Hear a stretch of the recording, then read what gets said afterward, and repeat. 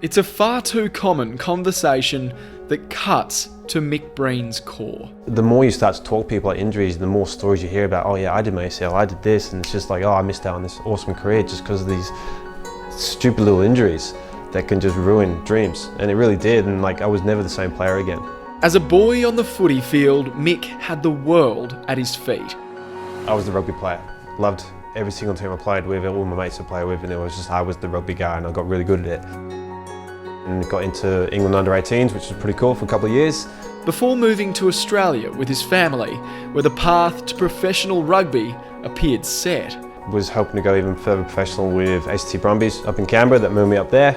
Good old injuries struck me down in my prime. Age of 22, had my first ACL injury. Completely knocked me for six, like didn't know what to do. Flew back home to have my parents look after me in a straight-legged brace for 6 weeks, put on 10 kilos. Life was ruined. The first of 3 ACL injuries that ended a promising playing career before it had ever truly begun. A reality that took a brutal toll on Mick's body and mind. Surgeon was like, yeah, no more. And I basically lost my identity.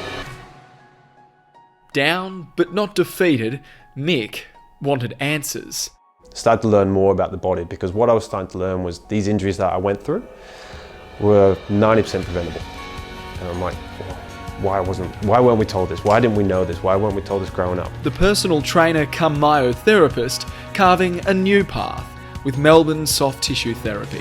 Giving me enough knowledge to then make sure I could start helping other young athletes who come through who didn't have this happen to them, have their dreams squashed by a simple injury that could have just been prevented by a few simple habitual changes. Starting at the feet, a foundation too often neglected.